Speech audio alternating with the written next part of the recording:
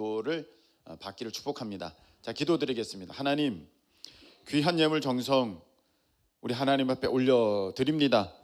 우리의 믿음과 사랑을 담아 함께 주님 앞에 올려드리오니 우리 하나님께서 기쁘게 받아 주시옵소서.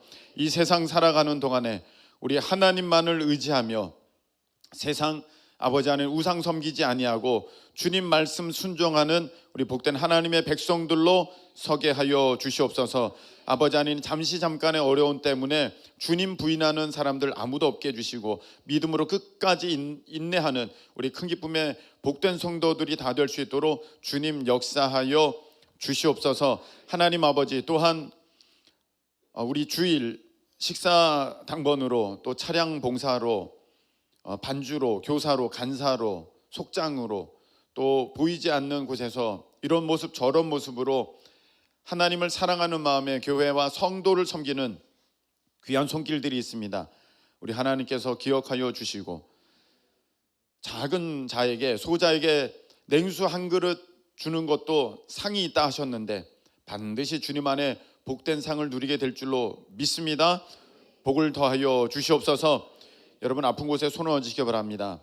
하나님 아버지, 우리 하나님께서 지으셨사오니 하나님께서 예수 그리스도의 이름으로 이 시간 낫게 하여 주시옵소서. 온전케 해 주시옵소서. 강건케 하여 주시옵소서. 치료되고 회복되는 역사가 있게 하여 주옵시고 어떤 질병 가운데 놓여 있다 할지라도 자유케 되는 역사가 있게 하여 주시옵소서. 예수님의 이름으로 축복하며 기도합나이다. 아멘.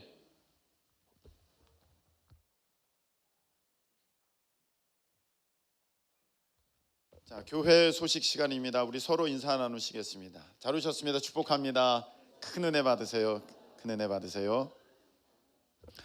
자, 여러분들이 기도해 주셔서 우리 찬양팀이 새로남교회 그 중등부 겨울 수련회 찬양 인도를 하나님의 은혜 가운데 잘 마쳤습니다. 얼마나 은혜가 있었던지 끝나자 말자 그 교회에서 여름 수련회도 인도해 달라고 바로 요청을 바로 해오셨습니다. 그 말은 잘했다는 거거든요. 은혜가 있었다는 것입니다. 여러분들이 함께 기도해 주셔서 너무 감사드리고 우리가 이렇게 우리 하나님 안에서 우리 교회만 섬기는 것도 귀하지만 여러 한국에 있는 교회들 또 세계에 있는 교회들을 섬길 수 있는 기회를 주신 것 여러분 더욱 감사하시고 또 그 일에 매진할 수 있는 힘 달라고 함께 기도해 주시면 감사하겠습니다. 터키 튀르키예죠. 네, 튀르키예 지진 때문에 여러 가지 지금 큰 아픔과 어려움 가운데 있는 우리 튀르키예 국민들이 있고 또 성도들이 있습니다. 얼마 안 되지만 우리가 그 튀르키예 선교사님, 그 터키 선교사님 그 후원했지 않습니까? 지금은 이제 루마니아 쪽으로 이제 옮기셨는데 코로나 때 이제 추방당하셔서 여전히 관계가 있으십니다. 그래서 제게 연락해 온 것은 이렇게 살피던 교회, 같이 협력하던 교회 가운데 한 교회가 이번 지진에 무너졌대요. 이제 완전히 파손되고 그리고 참 이 얘기 들으니까 마음이 너무 안 됐는데 거기 목사님께서 이제 소식을 전해 오셨는데 막 이렇게 전도하려고 했던 애들이 그 지진에 이제 다 죽은 거죠. 참 그 하여간 그 일대가 지진의 직격탄을 맞은 것 같습니다. 그 터키 동남부에 있는 이제 그곳인데 그래서 우리가 뭐 도울 수 있는 방법이 있나 이제 보는데 참 쉽지는 않은 것 같아요. 네. 우리가 뭐 거기 달려간다 할지라도 전문 지식과 어떤 장비나 뭐 없으니까 어떻게 도울 수도 없고 길도 복구가 안 됐다고 합니다. 접근도 용이치가 않아서 어떻게 도울 수가 있나 지금 계속 고민 중에 있는데 그 선교사님이 뭐 어떤 방법이 있다 하면 우리가 이제 그 방법으로 그 교회를 좀 도우려고 하고요. 만일에 그것이 좀 안 되면 그렇게 뭐 개별적으로 도울 수 있는 상황이 아니다라고 하면 지금 감리교단에서 그 교단 차원에서 선교 헌금을 지금 모으고 있습니다. 그래서 거기에 우리가 함께 동참을 해서 이 터키 선교에 또 이런 구호 물품을 준비하는 일에 우리가 조금이라도 좀 힘이 되기를 원하여서 여러 어려운 가운데 있을 때니까 좀 빨리 이제 좀 이 일을 진행해야 될 것 같습니다. 그래서 다음 주까지는 좀 많이 시간을 드리면 좋겠는데 다음 주까지는 여러분들이 자원하는 마음에서 그렇게 선교 헌금을 드리면 감사하겠습니다. 그리고 이게 무슨 광고죠? 뭐라고 적어놨는데 잘 모르겠네. 우리가 이게 극동방송에서 하는 건가 CTS에서 하는 건가 잘 모르겠습니다만 부활절에 지금 코로나 때는 어떤 행사들도 잘 못했지 않습니까? 너무 교회가 위축되어 있는 상황 가운데 있는데 부활 그동안 코로나 기간에도 사찰들은 연등을 다 걸었거든요, 거리에다가. 그래서 뭐 그런 석가탄일의 분위기를 막 이렇게 이어가는 그런 모습을 보였는데 우리 교회에서는 정말 안타깝게 부활절 새벽 예배도 못했죠. 뭐 거리 행진도 못했죠. 했습니다. 근데 올해는 방송국을 중심으로 이제 광화문에서 부활절 때에 예수님 부활을 온 세상에 알리는 그런 거리 행진을 계획하고 있습니다. 오래간만에 이렇게 시도되는 것인 만큼 이제 또 우리 교회가 함께 동역하고 있어서 요청이 왔는데 부활절에는 4월 9일인가요? 오전 예배 드리고 다 이제 가실 수 있는 분들은 서울로 이동을 해서 부활절 거리 행진에 동참토록 하고 아직 미정입니다만 원래 부활절에는 연합 새벽 기도회가 있습니다. 그래서 인천 기독교 총연합회에서 아마 지금 진행 중에 있는 것 같은데 우리 교회에 또 요청하면 함께 연합 부활절 새벽 예배에 동참해서 주님께 영광 다시 사신 주, 네, 그거 불러야 되지 않겠습니까? 네, 여러분들이 기억해 주시기를 바랍니다. 이스라엘 성지순례가 8월 마지막 주에서 9월 첫 주까지 있는데 결혼이 생겨서 추가 인원을 모집합니다. 여러 가지 사정이 이제 장기간이니까 또 예측지 못하는 일들이 발생돼서 좀 빠지시는 분들이 계셔가지고 이제 추가 인원을 모집하니까 이번 기회에 가시려고 하는 마음이 있으신 분들은 그렇게 참여하시면 좋은 시간이 될 것 같습니다. 자, 오늘부터 금요일까지 필리핀 단기 선교를 다녀오게 되는데 여러분들이 위에서 꼭 기도해 주시기 바라고요. 오늘은 이제 출국하는 이런 시간들 때문에 오후 어린이 예배까지만 있고 오후 예배는 없습니다. 그리고 화요일에 있는 마라나타 프레이즈 정기 예배는 없고 돌아오는 금요일에 금요 예배는 있습니다. 네. 참고해 주시기 바라고요. 또 이번 주에 제가 자리를 비워도 여러분들이 새벽 기도 나오셔서 기도로서 함께 동역해 주시기를 바라고 데크레토 큰기쁨교회 사택 봉헌 예배를 이번에 가면 드리게 됩니다. 이런 일이 왜 중요한지에 대해서는 금요일에 말씀을 전했습니다. 그래서 여러분들이 다시 한번 유튜브로 그렇게 말씀을 못 들으신 분들은 듣고 또 하나님의 은혜를 누리고 구하시는 우리 모두 되시길 축복합니다. 사순절 기간이 이제 돌아오는 수요일부터 시작됩니다. 이번 사순절을 통하여서 우리 예수님의 은혜, 하나님의 사랑을 더 깊이 경험하는 우리 모두 되시도록 여러분들이 스스로 그렇게 힘쓰고 애쓰고 또 구하시면 좋겠습니다.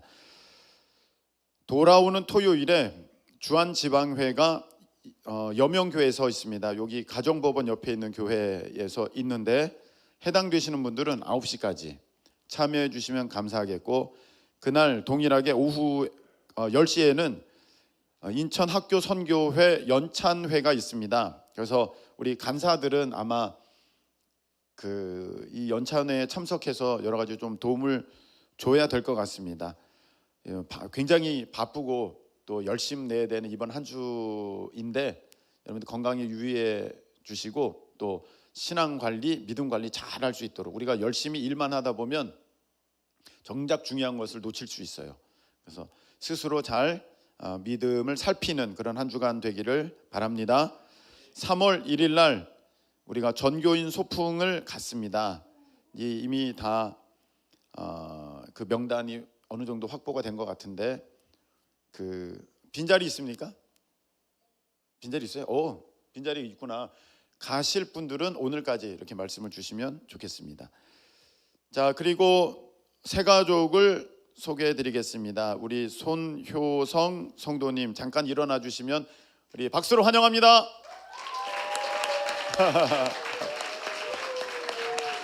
네. 왜 이렇게 인기가 벌써 그동안 밑작업한 거 아닙니까? 네? 왜 이렇게 인기가 좋으세요? 네, 이렇게 찾아오셨고 또 우리 최지현 지사님도 많이 권면해 주셔서 우리 교회에 이렇게 등록하게 되셨는데 우리 축복송 함께 부르면서 축구하는 시간을 갖도록 하겠습니다.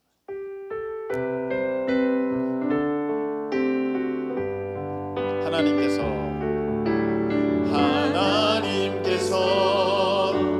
당신을 통해 메마른 땅에 샘물 나게 하시기를 가난한 영혼 목마른 영혼 당신을 통해 주 사랑 알기 원하네. 자, 우리 옆 사람을 향하여서 하나님께서 우리를 통해서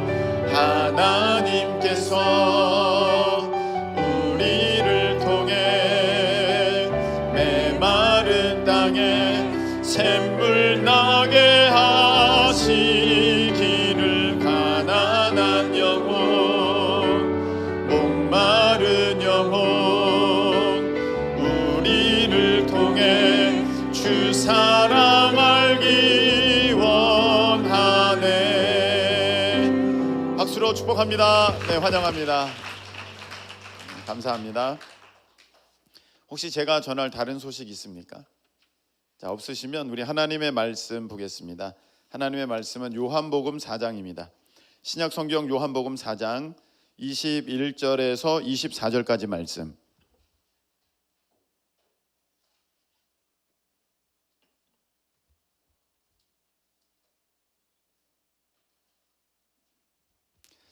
자, 우리 찾으셨으면 몸이 불편치 않으신 분들은 다 자리에서 일어나셔서 제가 한 절 여러분들이 한 절 교독하시겠습니다.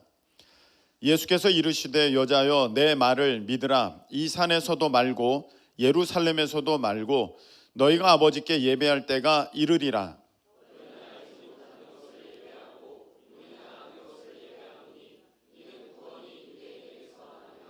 아버지께 참되게 예배하는 자들은 영과 진리로 예배할 때가 오나니 곧 이때라. 아버지께서는 자기에게 이렇게 예배하는 자들을 찾으시느니라. 하나님은 영이시니 예배하는 자가 영과 진리로 예배할지니라. 아멘. 차례 앉으시기 바랍니다. 기도드리겠습니다. 하나님의 귀한 생명의 말씀을 이 시간에 사모함으로 받습니다. 잡념이나 졸음 틈타지 않게 해주시고 오직 사랑함 가운데 주님 바라보고 집중하여 하나님의 말씀을 내 것으로 믿는 귀한 시간 될 수 있도록 우리 하나님의 성령께서 도와 주시옵소서. 예수님의 이름으로 간절히 기도합나이다. 아멘.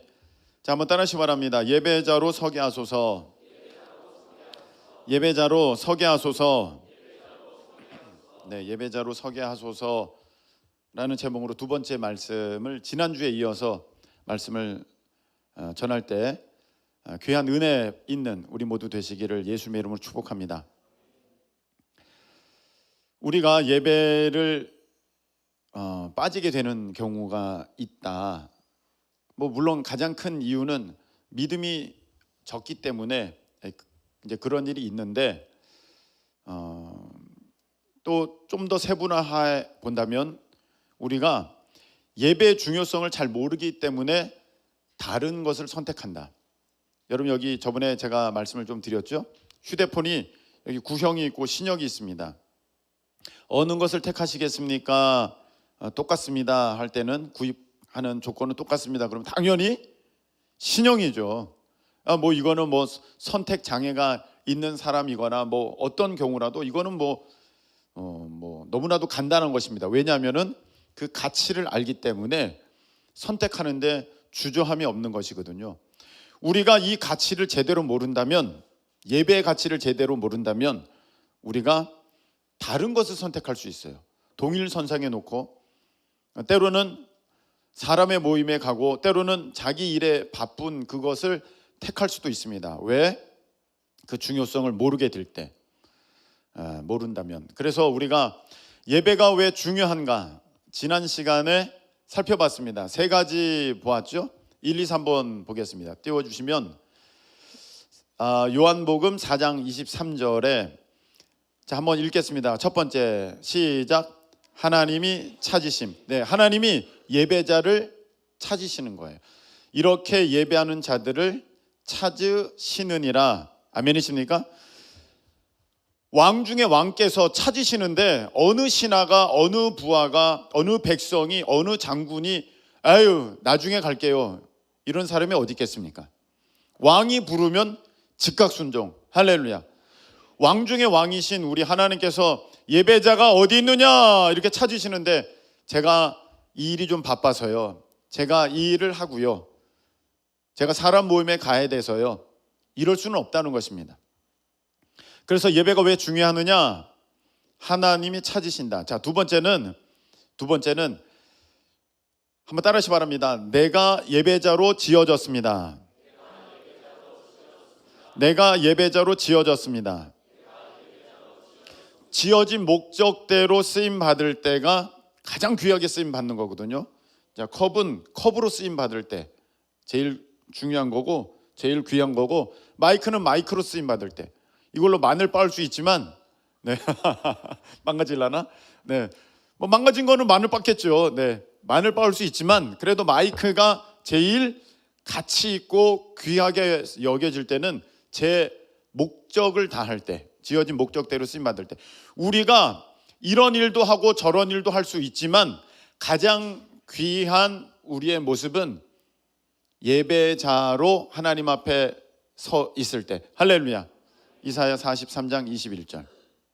하나님께서 내 백성은 찬양하도록, 나를 찬양하도록 그렇게 지었느니라 말씀하셨습니다.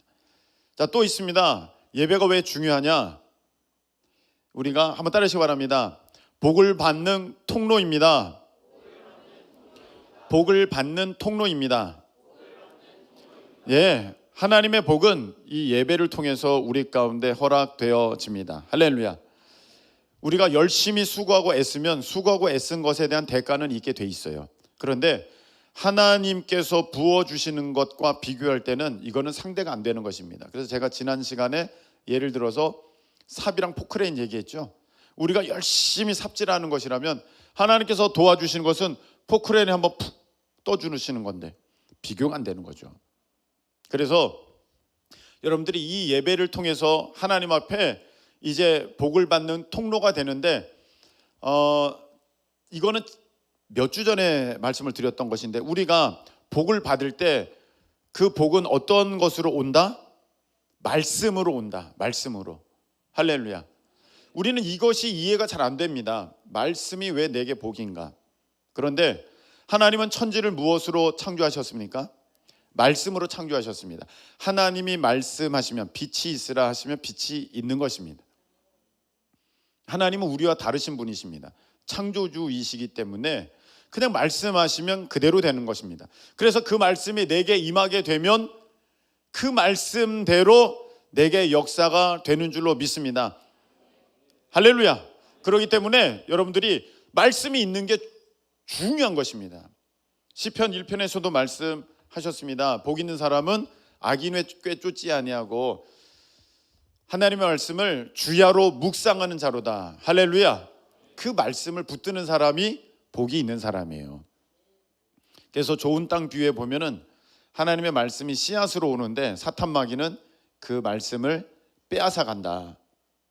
그 말씀이 땅에 심겨지면, 내 마음에 심겨지면, 내 삶에 심겨지면 자라서 30배, 60배, 100배의 결실을 거둔다. 할렐루야. 그래서 여러분의 마음 가운데에 예배가 끝나고 그 말씀을 통해서 내 마음 가운데 심겨진 말씀이 있어야 된다. 그게 복의 씨앗이니까. 아멘이십니까? 그거 다 잃어버리면 사탄 마귀가 가져가는 거예요. 그래서 여러분, 예배 시간에 조는 거 좋지 않습니다. 말씀을 못 듣지 않습니까? 어떻게 됐든 간에 기가 막히게 말씀만, 설교 시간이 끝나면 그렇게 잠을 금방 깨요. 기가 막혀요. 네, 법칙 같아요, 법칙. 네. 또 잡념이 그렇게 들어요. 평소에는 잡념이 생기지도 않다가 말씀 들을 때면 갑자기 상상의 나라가 쭉 펴지. 그래서 잡념 들거든 예수 이름으로 떠나가고 졸음도 떠나가게 그렇게 여러분들이 하시고 말씀에 집중할 수 있기를 예수님의 이름으로 축복합니다. 자, 이제부터 오늘 지난 시간까지 요 말씀이었고요. 이제 이어서 우리가 말씀을 이제 보겠는데, 그래, 목사님, 예배가 참 중요하군요. 하나님이 예배자를 찾으시고 우리가 예배자로 지음 받았고 예배를 통해서 우리가 복을 받으니 예배가 중요하군요. 근데 목사님, 궁금한 게 있습니다. 예배를 드리는데 근데 실질적으로 별로 내가 복을 받는지, 이게 또 하나님께 올라가는 나의 예배인지 아닌지 저는 잘 모르겠어요. 이게 밍숭맹숭해요. 뭐 어떤 뜨거움도 없고 아무것도 아니에요. 이거 어떻게 된 거예요? 이게 맞는 겁니까? 할 때 오늘 하나님은 답을 다 주셨어요.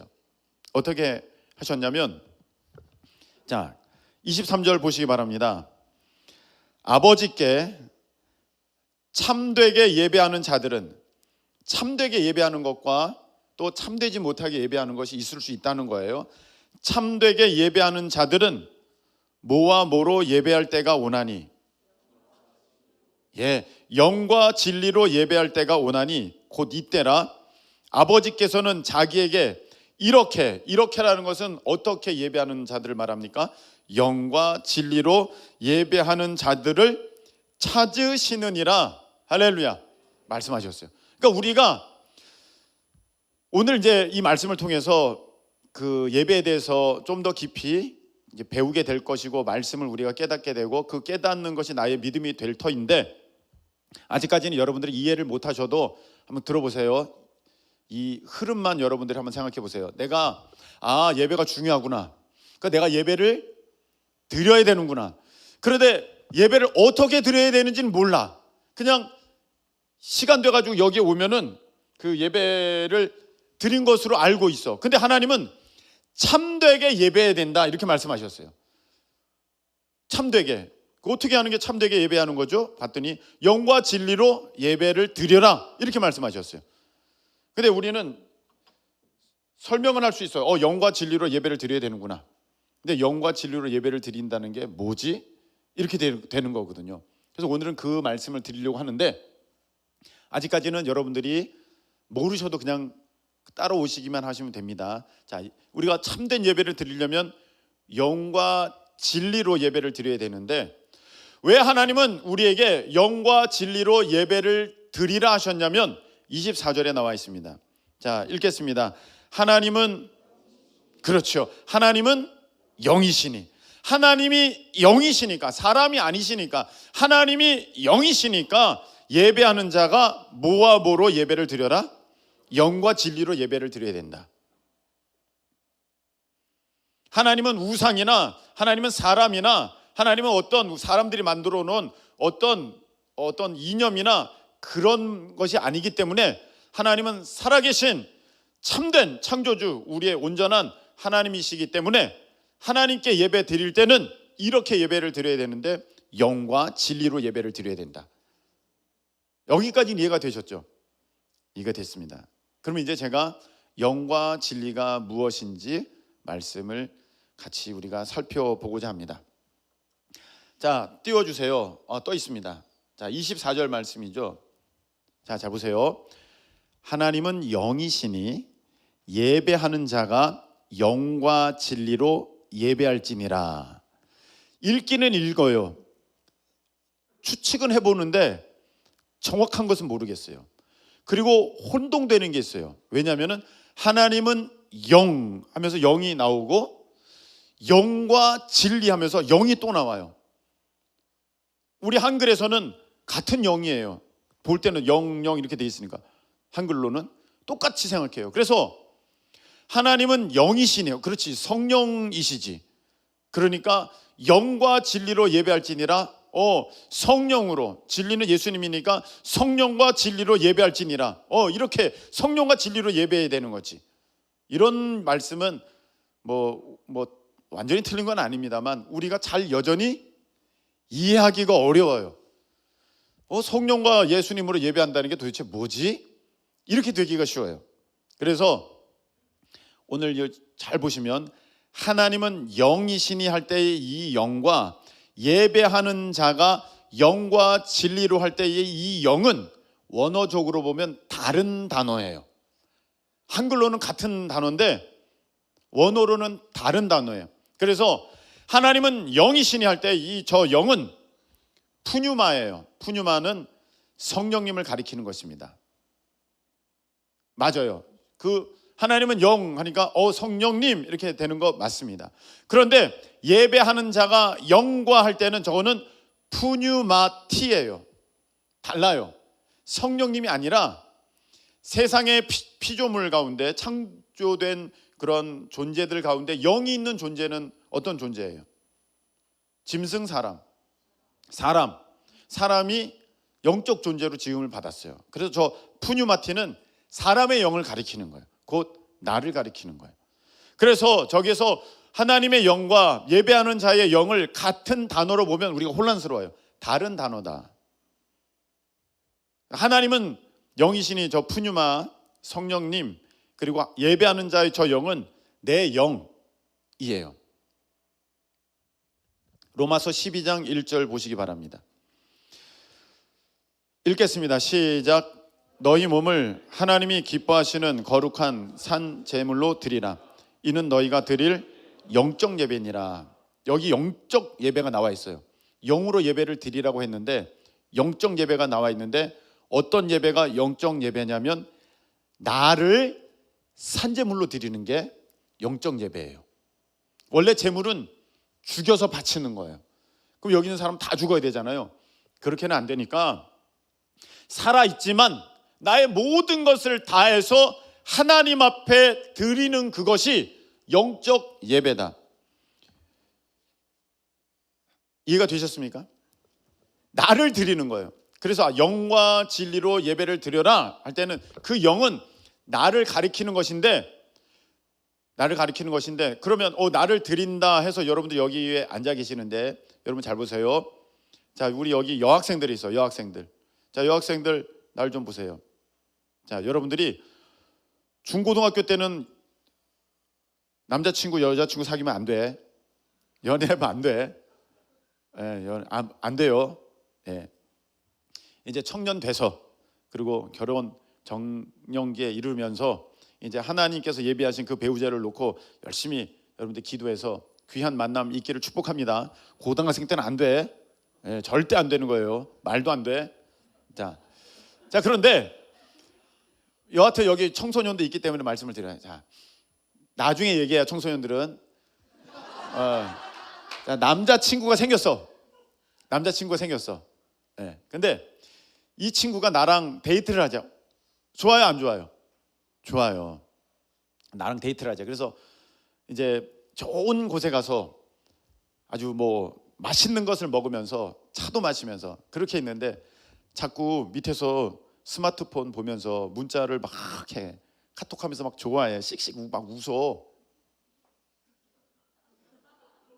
뭔가 쎄하잖아요. 막 뭐야 이거? 아니야. 또 전화가 와. 그랬더니 잠깐만 밖에 나가지고 막 봤는데 그렇게 표정이 활기차. 뭔가 이상하잖아요. 봤더니 전에 사귀던 여자친구야. 자, 여러분 지금 데이트는 데이트입니까? 아닙니까? 여자친구들, 우리 여자들 데이트에 데이트 아니에요. 왜 데이트 아니야? 한 명이라도 데이트라고 생각하는 사람 없어요. 그죠? 마음이 어디에 있기 때문에? 다른 데 있기 때문에. 바로 이거예요. 여러분, 학교 출석은요, 학교 출석 이런 사람은 없겠죠. 학교 가서 조는 사람, 계속 하루 엎드려 자는 사람. 여러분들의 모습이에요? 학교 가서 자. 출석이야, 출석 아니에요? 출석이에요. 학교 갔어요. 앞에서 공부 선생님께서 열심히 가르쳐 주시는데 책은 안 보고 밑에서 만화책 보고 있어. 출석이에요, 출석 아니에요? 출석이에요. 학교에는 그냥 그 자리에만 있으면 출석이에요. 그런데 저 영적 예배라는 것은 여러분 어떤 것이냐면, 영이라는 것은 겉사람이 아니라 속사람이거든요. 아멘이십니까? 속사람이에요. 내 속사람이 하나님 앞에 나아가는 것이 영적 예배인데, 나를 온전히 다 드리는 거니까. 우리는 어떤 식으로만 생각하고 있냐면, 이 자리에 앉아 있으면 예배라고 생각해요. 나 오늘 예배 드렸는데 그건 예배가 온전한 예배가 아니라는 거예요. 여러분, 아까 데이트를 하는데 내 마음이 딴 데 있으면 데이트가 아니라고 여러분들이 다 얘기했지 않습니까? 여기 왔는데 내 마음이 오늘 예배 끝나고 만날 동창회에 있어. 아니라는 거예요. 여기 오는데 그냥 끌려 나와서 너무 싫고 너무 피곤하고 너무 힘들어. 아니라는 거예요. 여러분, 말라기에 보면요, 하나님 앞에 제사를 드리는데 사람들이 이렇게 얘기했어요. 와, 번거롭다, 귀찮고 힘들다. 아유, 이게 뭐야 하면서 막 하나님께 짐승 바쳐서 막 드려요. 그러니까 하나님께서 어떻게 하셨어요? 누가 저 성전 문 좀 닫았으면 좋겠다. 나를 이렇게 헛되게 예배하지 않았으면 좋겠다. 하나님께 그렇게 말씀하셨거든요. 여러분, 오실 때 기쁨으로 오셨습니까? 또 괴로움으로 오셨습니까? 여러분이 이 자리에 앉아 있는 것은 정말 사랑함으로, 즐거워함으로, 감사함으로 앉아 있는 것입니까? 아니면 한 주간을 버틸려면 오늘 이렇게는 앉아 있어야지, 그래서 앉아 계시는 것입니까? 여러분, 마가복음 12장 30절 말씀을 보시기 바랍니다. 마가복음 12장 30절. 잘 안 보이네요. 그게 보입니까? 예, 한번 읽겠습니다. 시작.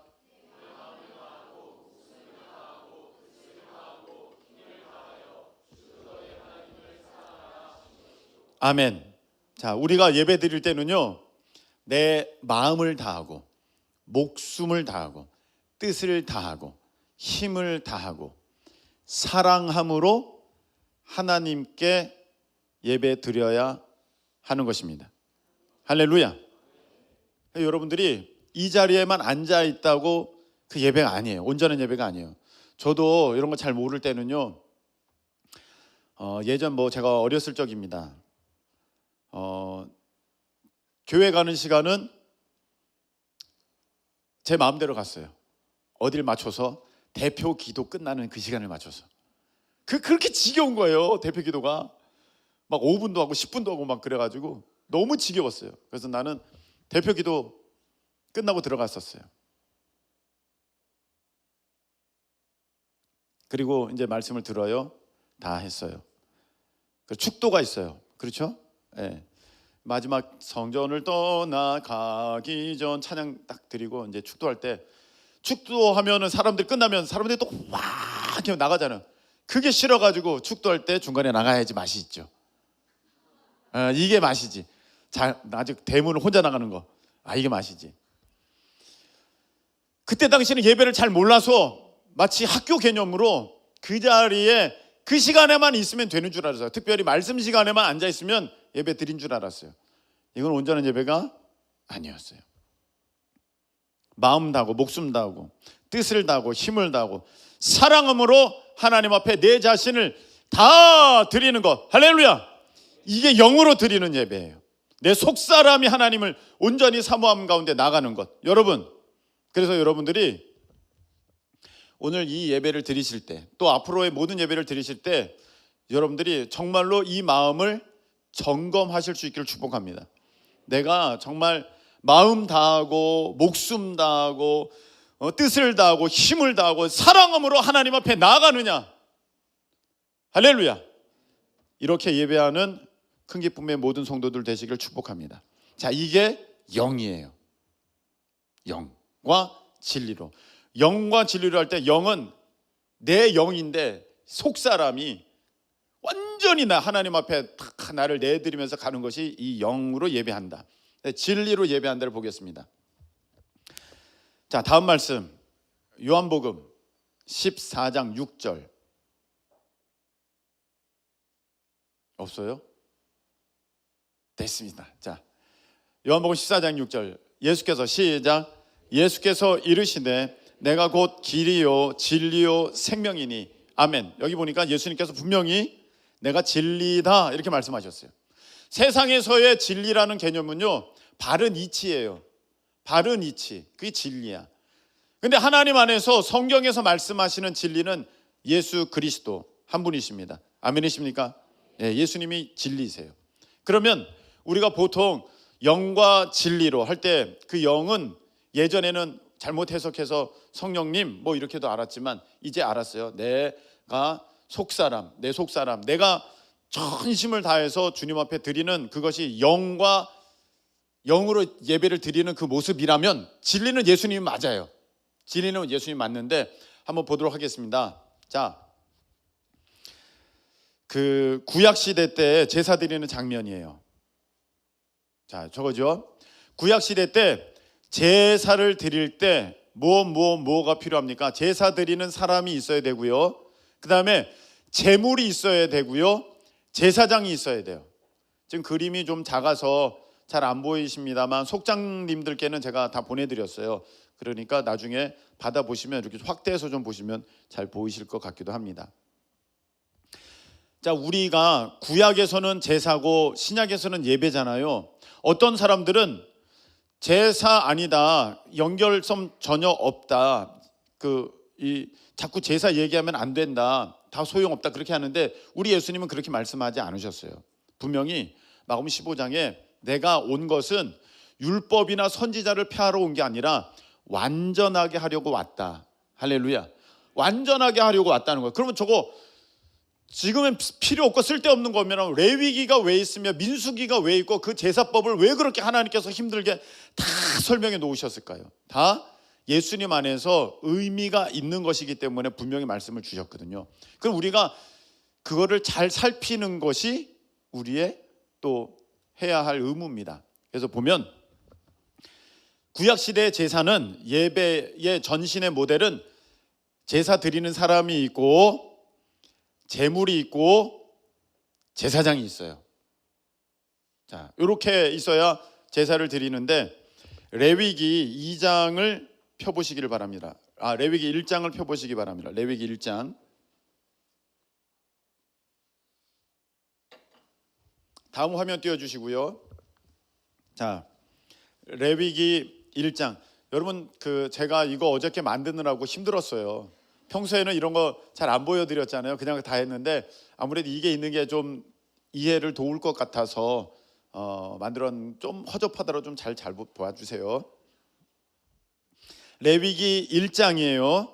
자, 2절부터 보겠습니다. 찾으셨죠? 성경책 다 찾으셨죠? 자, 이스라엘 자손에게 말하여 이르라 너희 중에 누구든지 여호와께 예물을 드리려거든 가축 중에서, 여러분 가축이에요? 들짐승이에요?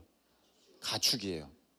자기가 기르던 거 정성과 사랑으로 그냥 들에서 아무거나 잡아다가 이건 뭐 나랑 뭔 상관이 있어 그런 게 아니라 정성과 사랑으로 애지중지 기르던 거, 가축 중에서 소나 양으로 예물을 드릴지니라.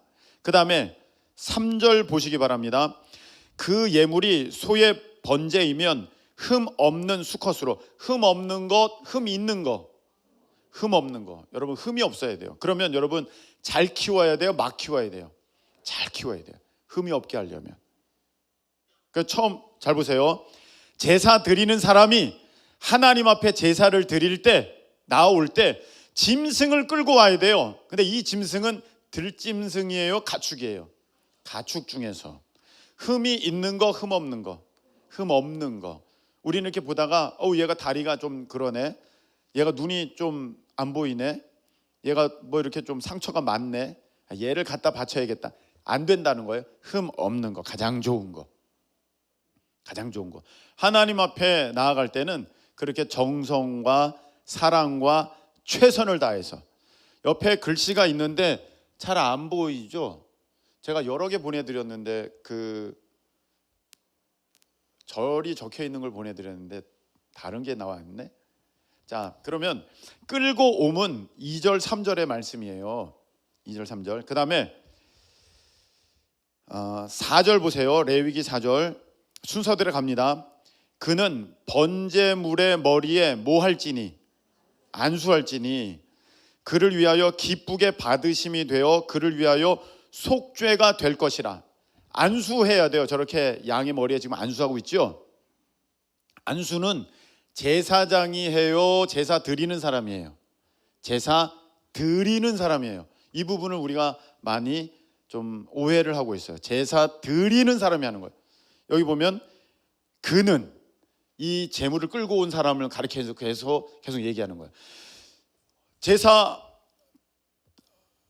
더 안 보이는구나. 자, 제사 드리는 사람이 제물을 끌고 왔어요. 그래서 안수해요. 안수하는 것은 무엇이냐면 내 죄를 짐승에게 다 뒤집어 씌우는 거예요. 지금 내 모든 죄를 다 짐승에게 뒤집어 씌우는 거예요. 제사는 언제 드리냐면 내가 죄 지었을 때, 그리고 막 살다가 죄가 깨달아졌을 때. 성경에 나와 있어요. 그 다음에 누군가가 너 그거 죄야 라고 지적했을 때, 그때는 주저함 없이 하나님 앞에 이 죄의 용서함을 받기 위해서 제물을 가지고 나아가야 되는데, 내가 죄가 있으니까 그 죄를 짐승에게 뒤집어 씌우는 거예요. 여러분이 제사 드리는 사람이라면 대충 하겠어요? 최선을 다하겠어요? 최선을 다할 것 같아요. 저라도 양손으로 딱 대고, 저 양손을 대지 않습니까? 대고 빈틈없이 다 가져가라, 다 가져가라, 다 가져가라, 조금도 남기지 말고 싹 가져가라. 완전히 내가 너한테 뒤집어 씌운다. 폭삭 씌운다. 꽉꽉 씌워가지고 꽉 눌러가지고 확 뒤집어 씌우는 거예요. 요 안수도 누가 하는 거예요? 이제 제사 드리는 사람이. 그 다음에 죄를 뒤집어 씌웠어요. 죄가 이제 짐승에게 전가됐어요. 죄가 있으니까 죽어야 돼. 죄의 대가는 사망이야. 죽어야 돼. 죄의 결과는 죽여야 돼요. 누가 죽여요? 제사장, 제사 드리는 사람. 제사 드리는 사람이 죽이는 거예요. 여기서 또 우리가 많이 오해를 하고 있어요. 제사 드리는 사람이 죽이는 거예요. 여기 성경을 보세요. 5절 보세요. 5절. 그는 여호와 앞에서, 그는, 이 그는이라는 단어는 계속해서 제사 드리는 사람을 가리키는 거예요. 그는 여호와 앞에서 그 숫송아지를 잡을 것이요. 잡아야 돼요. 제물을 잡아야 돼요. 송아지든 양이든 비둘기든. 비둘기는요, 목을 비틀어서 따라고 돼 있어요. 끊으라고 돼 있어요. 여러분 다 잡아보셨죠? 짐승들 한두 마리씩은 다 잡아보셨잖아요. 아니에요? 요즘엔 그런 경험이 없죠. 예전에는 우리 어르신들은 닭 잡고 뭐 이런 것도 하셨는데, 저는 잡아본 적이 없어요. 물고기 잡아봤어요. 물고기. 네, 물고기 잡아보고 참새, 새총으로 잡는 거 해봤어요. 제가 참새를 잡았는데 새총으로 2마리 잡아봤어요. 회개합니다. 근데 이렇게 탁 쏴서 잡았어요. 죽었어요. 마음이 너무 아파요. 근데 그런 줄 몰랐어요. 그냥 어린 마음에 새총 쏘고 다녔으니까. 막상 죽은 거 보니까 좀 그래요. 여러분 쉽지 않아요. 쉽지 않습니다. 뭐 하나 살아있는 것을 내 손으로 해야 한다는 것은 정말 쉽지가 않은 것 같아요. 근데 지금 얘를 죽여야 돼. 그래야 내가 살아. 여러분 어떤 마음이 들까요? 신나. 나 피맛 보니까 너무 즐거워. 다음에도 또 죄 져야겠다. 이럴까요? 죄 나 절대 안 질 거야. 그러겠습니다. 난 죄 절대 안 질 거야. 너무 힘든 거예요. 여러분, 우리 보통 어머니들이 손질하셨을 것 같은데 생선 대가리 잘라 보셨습니까? 생선 대가리? 저는요 생선 이거 다 구워지고 익어지면은 생선살 되게 부드럽잖아요. 그래서 저는 생선 대가리가 이렇게 쓱 하면 툭 잘릴 줄 알았어요. 절대 아니에요. 여러분 절대 아닙니다. 왜 생선 대가리를 생선 파는 곳에서 이렇게 나무 그 밑에 받침대 아주 도막 큰 굵은 거에다가 이만한 칼로 툭 자르는지 저는 알았어요. 여러분 과도로요 잘라 보십시오. 안 잘려요. 대가리가 얼마나 그 뼈가 튼튼한지 몰라요. 엄청 튼튼해요. 너무 신기해요. 안 잘려요. 쉽지 않습니다. 그거 하는데 난도질을 해도 우두둑 우두둑. 여러분 생선 지느러미 그거 되게 튼튼합니다. 다 여러분들은 지금 요리된 것만 드셔서 그래. 그 생선 파는 데 가서 한번 만져보세요. 우럭, 갑자기 우럭회가 생각이 나는데, 자 우럭 지느러미 바늘 같아요. 철사 같아요. 참돔 지느러미 철사 같아요. 얼마나 가위로 안 잘려요, 여러분. 그 르륵 잘릴 것 같죠? 안 잘려요. 얼마나 튼튼한지 몰라요. 생선 하나 잡는 것도 이런데 짐승이요. 이거 어려운 거예요. 짐승을 잡으면서 분명히 이 제사 드리는 사람은 생각합니다. 죄가 이렇게 무서운 거구나. 죄가 이렇게 무서운 거구나. 나는 죄 안 질 거야. 난 죄 안 질 거야. 죄가 이렇게 무서운 거구나. 자, 4번 보세요. 잘해 주셨어요. 자, 그럼 피를 죽일 때 피가 나잖아요. 이 동맥을 끊어버리고 막 이런 피가 나지 않습니까? 피를 빼야 되니까. 그럼 피 나온 거는 제사장이 이제 받아서 그걸 피를 처분해 이렇게 뿌려요. 제단에 뿌립니다. 그거는 제사장이에요. 그 다음에 죽은 짐승의 껍질을 벗기고 각을 뜨는 거. 각을 뜬다는 것은요 뼈마디를 다 분리하는 걸 말하는 거예요. 껍질을 벗기고 각을 뜬다. 여러분 이거 쉽지 않습니다. 이거 너무 어렵습니다. 제가 몽골에서 양 잡는 거 봤습니다. 제가 일부러 봤습니다.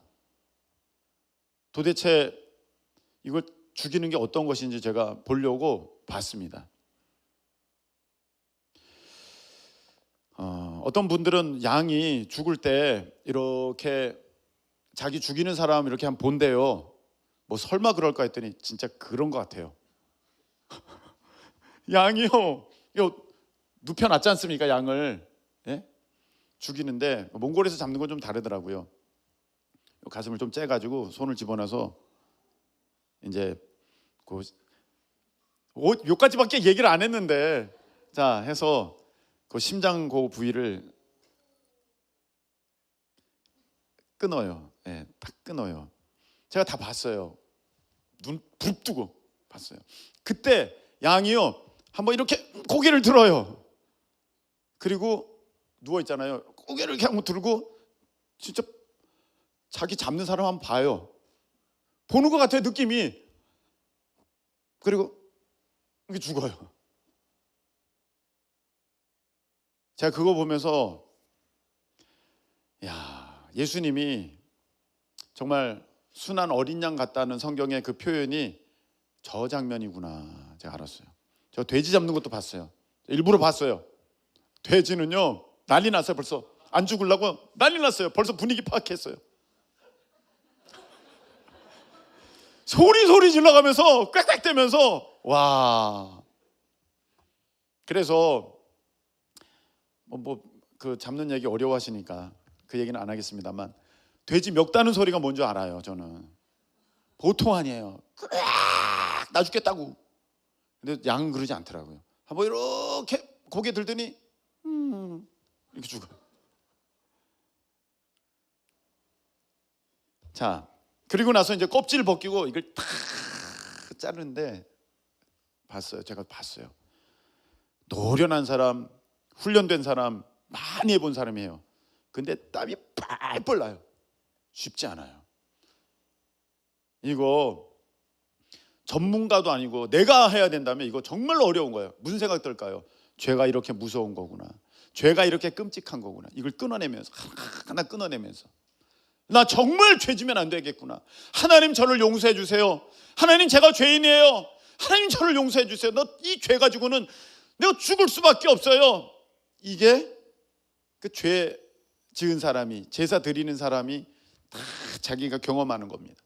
그 제사장이 이제 하나님께서 명하신 부위를 불에 태우고 나머지를 처리하는 것, 이 모든 것들이 이제 제사 드리는 순서가 되는데, 자, 제가 이거 말씀을 왜 드렸냐면, 우리가 이제 성경에 보면 제사 드리는, 앞으로 이제 이런 레위기에 관한 말씀을 제가 좀 더 나중에 말씀을 드리고요, 이렇게 생각할 수 있잖아요. 하나님, 목사님 목사님, 하나님께 제사 안 드리면 안 되는 거예요? 그렇게 힘든 일이고 불편한 일이고 어려운 일인데, 그리고 내가 죄 지은 게 만인 앞에 다 드러나는 일인데 그거 안 하면 안 돼요? 그래도 되는 거잖아요. 아니요, 안 됩니다. 여러분, 죄인된 모습으로 하나님을 뵈면 죽습니다.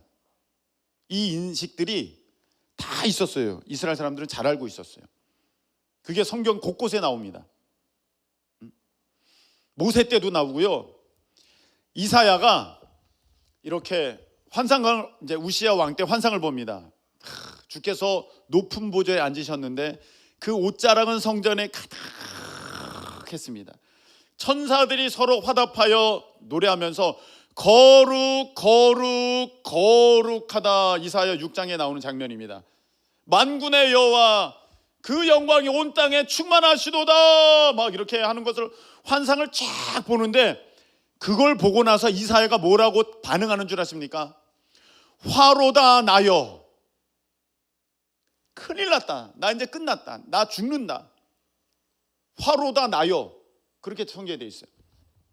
나는 망했다, 나는 끝난다. 내가 부정한 입술 가운데 이 죄인이면서 하나님을 봤다. 여러분, 죄인은요, 하나님의 은혜 경험하면 죽는 거예요.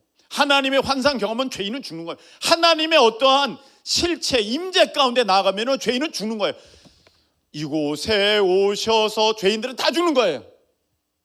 오시면 안 돼. 죄인의 입장에서는 죄가 그런 거예요. 죄가 어둠이라고 하면요, 빛이 비치면요, 어둠 없어지는 거예요. 예? 그렇기 때문에 죄인된 모습으로 하나님의 은혜를 경험한다, 하나님의 어떠한 특별하심을 맛본다, 있을 수가 없어요. 왜? 죽어요. 이사야가 그래서 그렇게 얘기합니다. 나는 큰일 났다, 난 죄인된 몸으로 하나님의 영광을 접했다. 그랬더니 하나님께서 천사를 통해서 환상 가운데 제단 숯불을 탁 들어서 그걸로 입을 딱 찢어요. 거룩하게 하신 거죠. 내가 너의 죄를 용서했다. 이사야가 그렇게 여겼다는 거예요. 여러분, 우리가 죄에 대해서 인식이 그래야 돼요. 내가 이 죄진 몸으로, 죄진 이 상태에서 우리 주님을, 하나님의 임재를 찾는다고요? 하나님의 영광을 바라본다고요? 죽는다니까요. 여러분, 기드온 보세요. 기드온은요, 사사기 한번 보십시다. 사사기 6장. 기드온이 이렇게 한 외지인이 왔어요. 그래서 막 얘기하다가 제가 만신 음식 좀 대접해 드릴게요.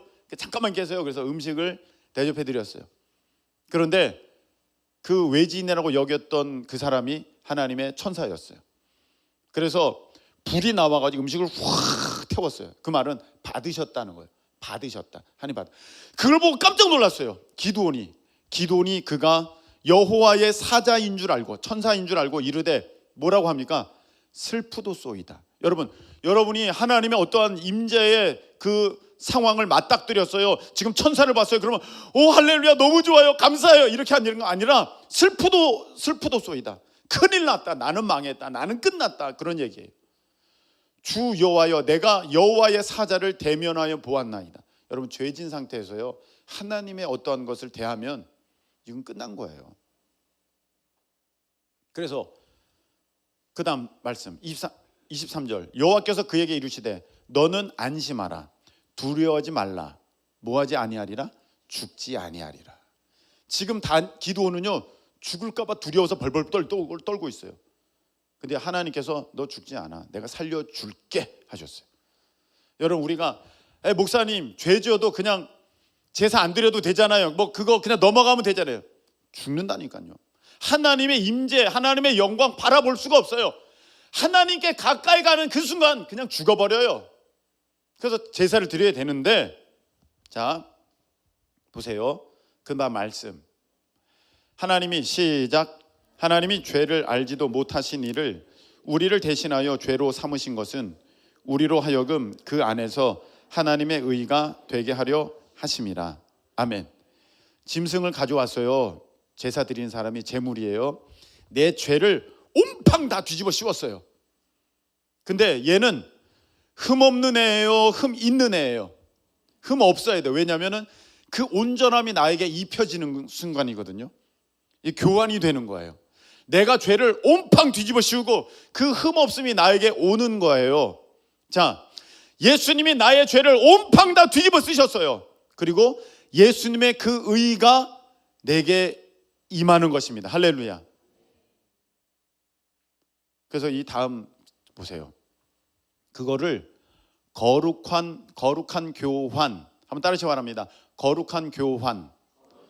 거룩한 교환이라고 그래요. 내 죄를 예수님이 가져가시고 예수님의 의를 나에게 입혀 주셨어요.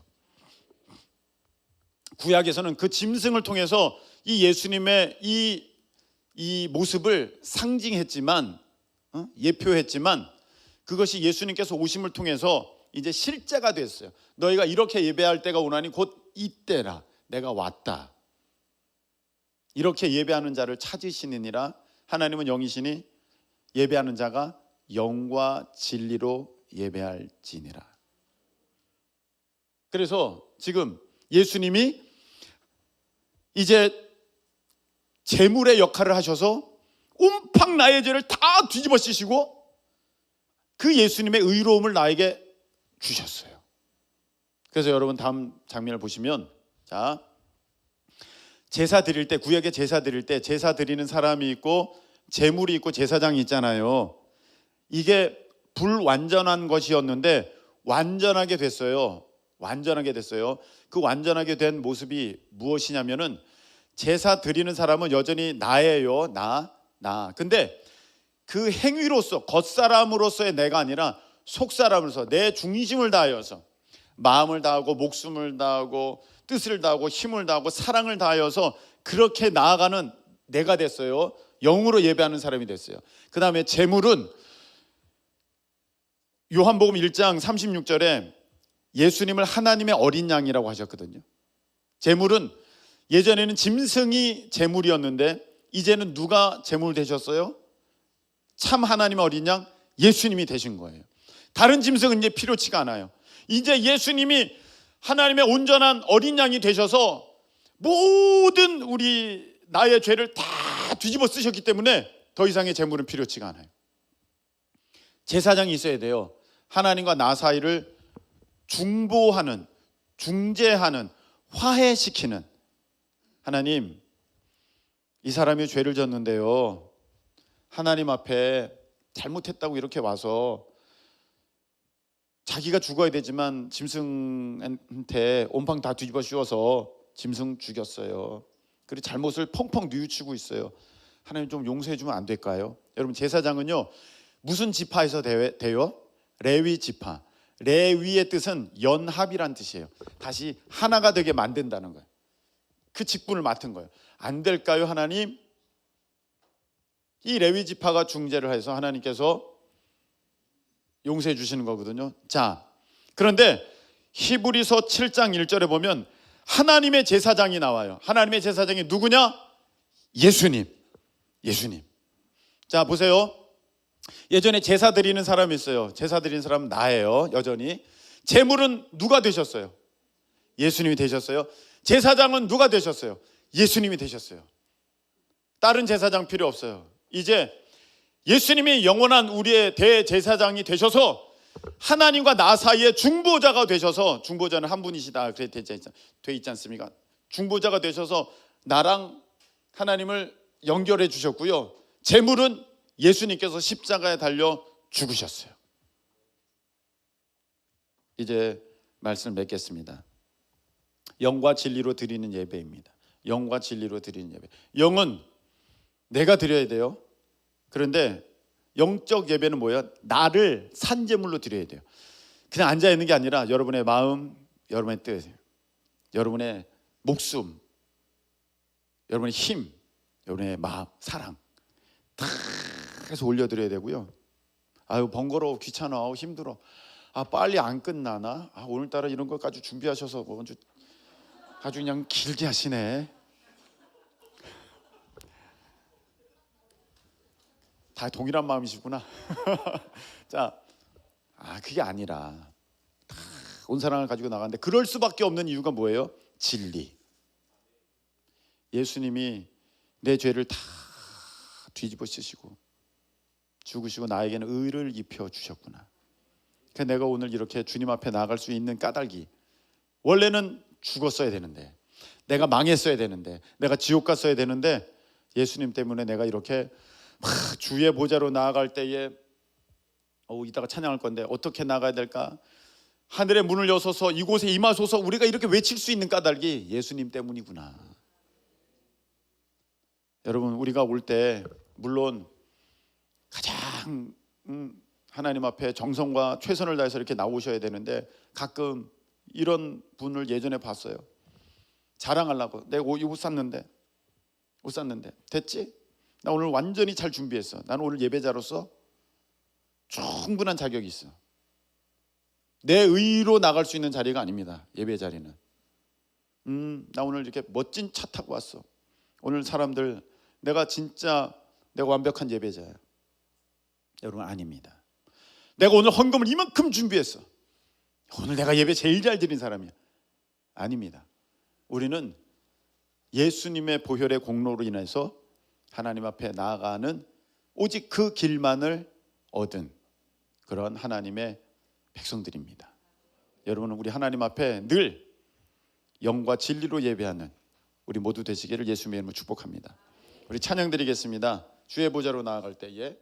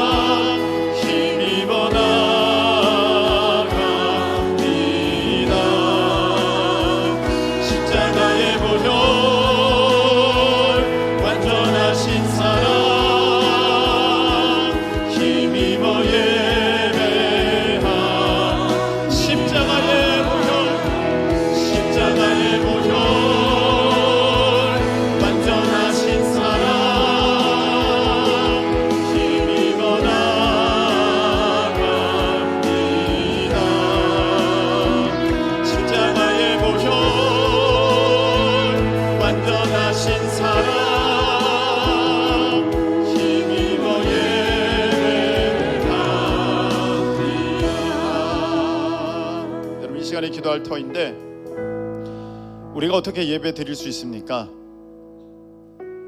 예수님께서 그 길을 열어주셨기 때문입니다.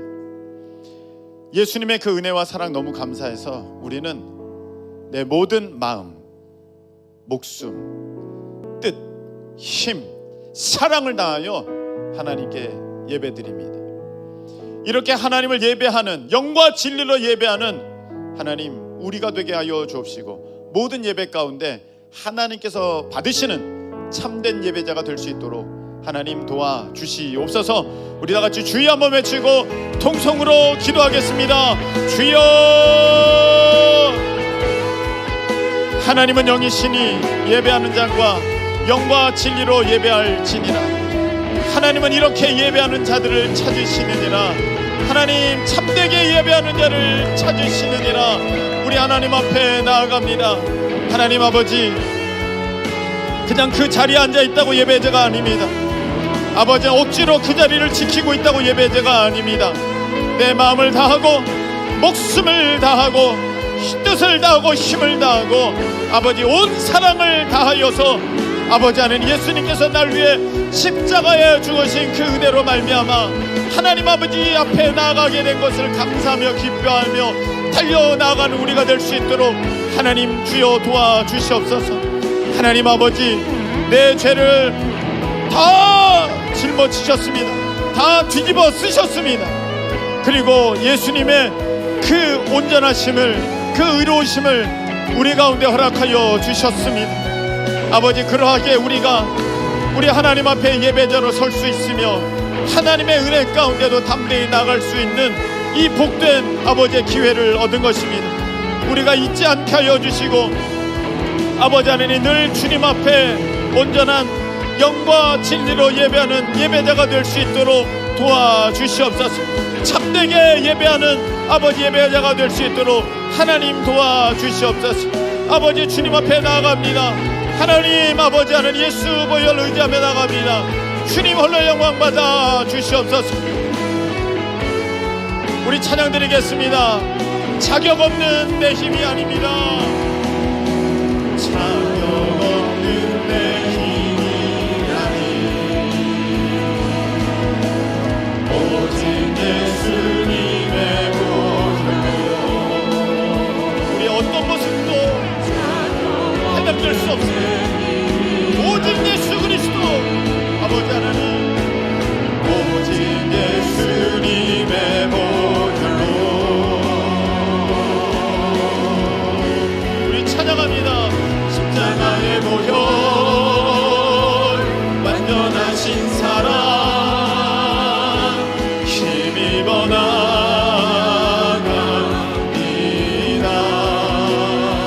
십자가의 보혈 완전하신 사랑 힘입어 예배합니다.